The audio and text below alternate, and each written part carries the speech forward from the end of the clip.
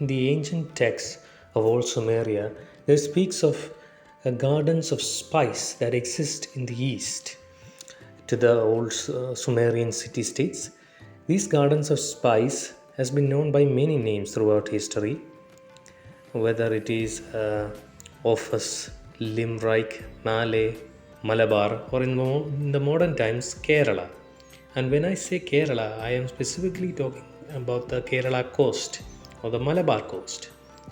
The Malabar coast is the southwestern region of the Indian subcontinent. It generally refers to the western coastline of India from Konkan to Kanyakumari.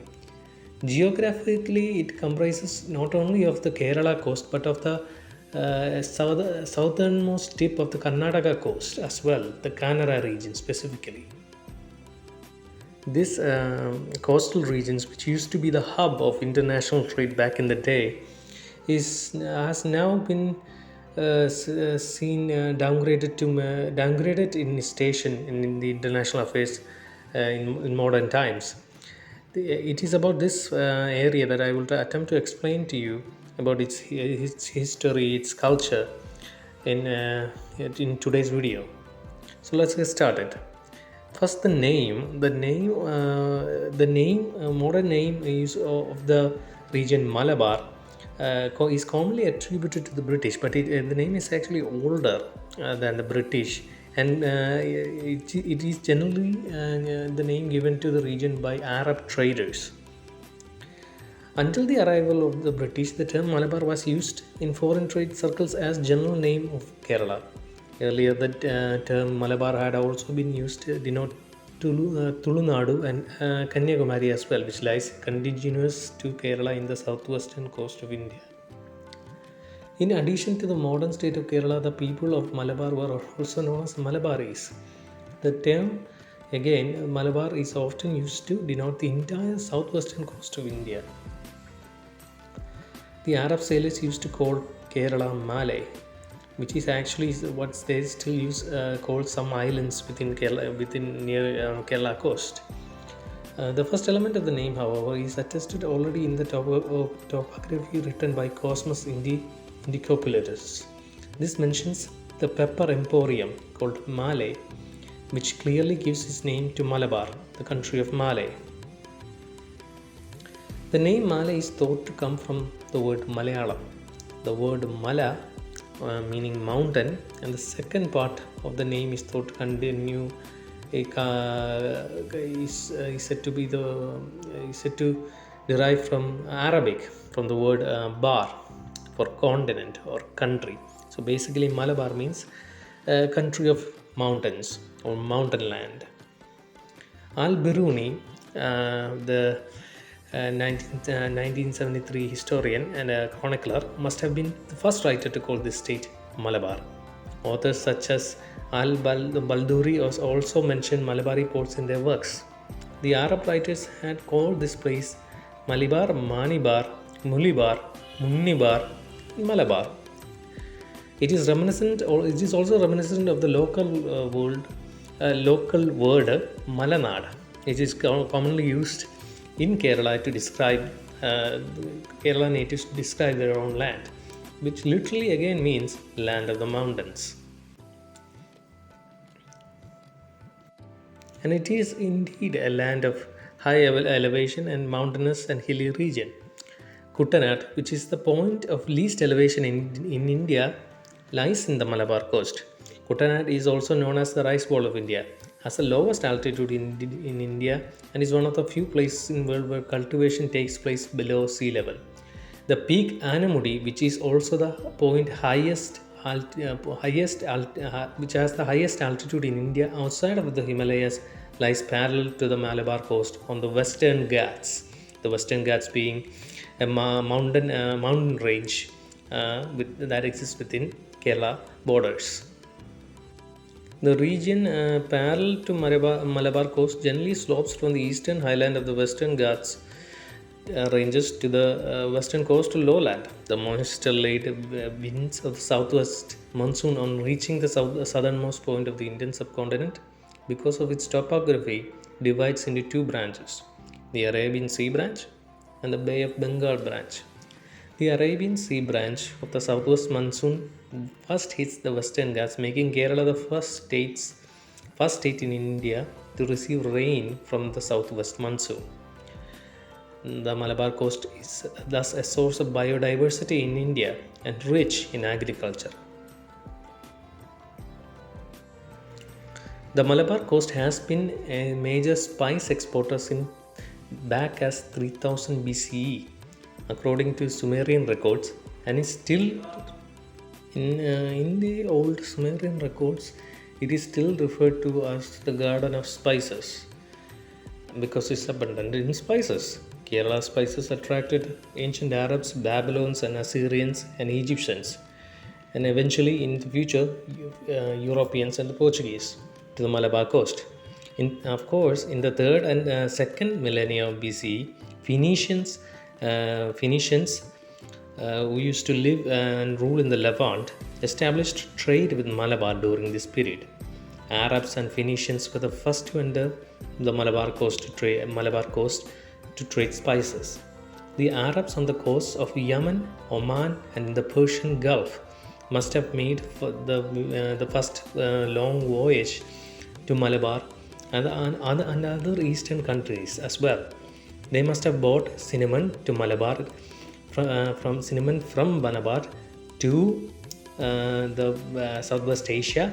The Greek historian Herodotus, who lived in the 5th century BCE, records that in his time cinnamon spice industry was monopolized by the Egyptians and Phoenicians, who acted as middlemen between Greece, Europe, Rome, and India. According to Peripulus of the Erythraean Sea, a region known as Limerick began at Nara and Tindus. However, Ptolemy mentioned that only Indus as the Limerick starting point. The region probably ended at Kanyakumari and is referring to it. It thus roughly corresponds to the present-day Malabar coast. The value of Rome's annual trade with the region was estimated to be 50 billion sesterces, which was quite a trade difference. Pliny the Elder, who is also a Roman historian, mentions that Limerick was prone to attack by pirates. Limerick, he also mentions that Limerick was the source of Malabar peppers, also thus consolidating the fact that Limerick and Kerala or the Malabar coast was the same thing. In the last centuries BCE, the coast became important to the Greeks, the Romans for its spices, especially Malabar pepper. The dynasty which used to rule Kerala around that time was called the Cheras. The Cheras is an interesting topic in themselves. Perhaps we will make another video of it in the future. For now, they used to rule the land at the time and had trading links with China, West Asia, Egypt, Greece, and of course the infamous Roman Empire. The foreign trade circles of the region was known as Malay, or in foreign trade circles the region was known as Malay or Malabar. Once again, the name comes back again. And Niliadia were among the principal. A port named Niliadia was one of the principal ports at the time. Contemporary Sangam literature describes Roman ships coming to Musirs in Kerala laden with gold to exchange for Malabar pepper. In fact, many of these ancient coins are still preserved within Kerala today. And if you go to many historical sites or museums, you can see old Roman coins and Greek coins that came their way along trading lanes to Kerala. One of the earliest Western traders to use monsoon winds to reach Kerala was Eudoxus of Cyzicus. I hope I didn't butcher that name. Around 180 or 166 BC, under the patronage of Ptolemy VIII, king of the Hellenistic Ptolemaic dynasty in Egypt. Roman establishment in the port cities of the region, such as the Temple of Augustus, and which was, the Romans had an emperor worship, and Augustus was the emperor of Rome at the time. And the barricades for garrisoned Roman soldiers are marked in the Tabula Petrugilina, which is another surviving map, or the only surviving map of the Roman Republic at the Roman Empire at the time. The term Kerala was first epigraphically recorded in the Kethalaputto in 3rd century BCE, rock inscription by the Emperor Ashoka of Magadha. It was mentioned as one of the 4 independent kingdoms in southern southern India at the time, during Ashoka's time. The others being Cholas, Pandyas, and Satyaputras. The Cheras transformed Kerala into an international trade center by establishing trade relations across the Arabian Sea with all the major Mediterranean and Red Sea ports, as well as those of the Far East, like those ports in China, in Korea, in Japan, and the Philippines. The dominion of the Cheras was located in one of the key routes of the ancient Indian ocean trade. The early Cheras collapsed after repeated attacks from the neighboring Cholas and Rashtrakutas. During the early Middle Ages, Nambudiri Brahman immigrants arrived in Kerala and shaped the society on the lines of the caste system. In 8th century, Adi Shankara was born in Kalladi in central Kerala. He travelled extensively across the Indian subcontinent, founding institutions of the widely influential philosophy of Advaita Vedanta. The Cheras regained control over Kerala in the 9th century for a temporary period of time until the kingdom was dissolved in the 12th century, after which small autonomous chieftains, most notably the kingdom of Kozhikode, arose. It was during the 13th century that the Venetian explorer Marco Polo would visit and write his stay in the province. The port of Kozhikode acted as a gateway to medieval South Indian coast for Chinese, Arabs, and Portuguese and Dutch, and finally the British.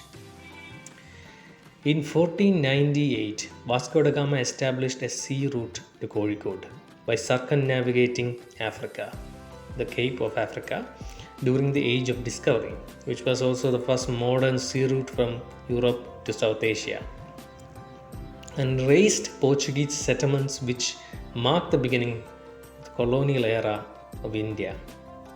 European trading interests of the Dutch, French, and the British East India Companies took center stage during colonial wars in India. Travancore became the most dominant state in Kerala by defeating a powerful Samundri of Kozhikode in the Battle of Purakkad in 1755. After the Dutch were defeated again by the Travancore king, the Tiruvidankur king Martandavarma, the British crown gained control over Kerala through the creation of the Malabar district in northern Kerala, and by allying with the newly created princely state of Travancore or Tiruvidankor, it is locally known as they call themselves. In the southern part of the state, until India was declared independent in 1947, the state of Kerala was created in 1956 from the former state of Travancore Cochin. The Malabar district and the Kasaragod Taluk of South Kannada district from Madras state was also incorporated into the newly created state of Kerala. During British rule, the Malabar chief importance laid in producing pepper, tiles, and coconut. In the old administrative records of the Madras Presidency, it is recorded that the most remarkable plantation owned by the government in the erstwhile Madras Presidency was teak plantation in Nilambur, planted in 1844.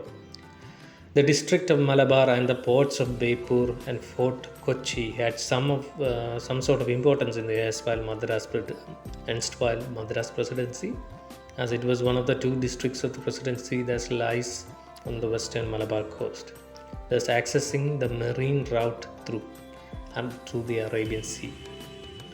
The first railway line of Kerala from Tirur to Beypur in 1861 was laid for it.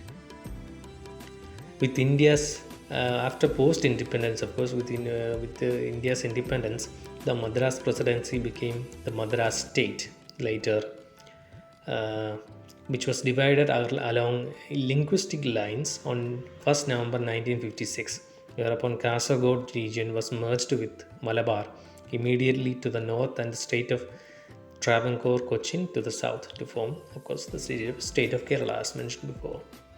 Before that, Kasaragod was part of South Kannada district of the Madras Presidency. Lakshadweep Islands, which was actually part of the presidency, was separated into a different territory, into different union territory in modern India. The maritime and trade importance of the Malabar coast has largely been forgotten and reduced to unimportance in the modern times. But I think it's important that we remember and learn about its stage in what it was back in the day. It was a cultural hub of trade and a cultural exchange between many different cultures. Yeah, basically, a gateway between uh, the west and the east, which India is largely not just Malabar and Kerala, but India largely is that a gateway, a mixing ground for west and eastern peoples. In the modern day, Kerala is not. We can see that that trade culture and cultural exchange in Kerala, as it itself is in the modern times greatly influenced by that past of trading and seafaring, largely with cultural and religious identity as diverse as even more so than in other parts of India.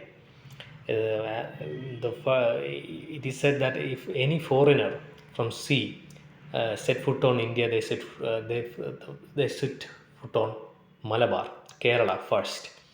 And it is true, the first Jews arrived in Kerala. Kerala, the first synagogue is in Kerala. The Christians also, when they set foot in India, the first ones set foot in Kerala. The first church is in Kerala. The first mosque is in Kerala. It shows how much outgoing and international the region, international the whole region was back in the day. So I think it is important that we learn about it and at least remember what it used to be back in the day and what it can be in the future as well. Well, thank you. I'll see you in the next video. Bye.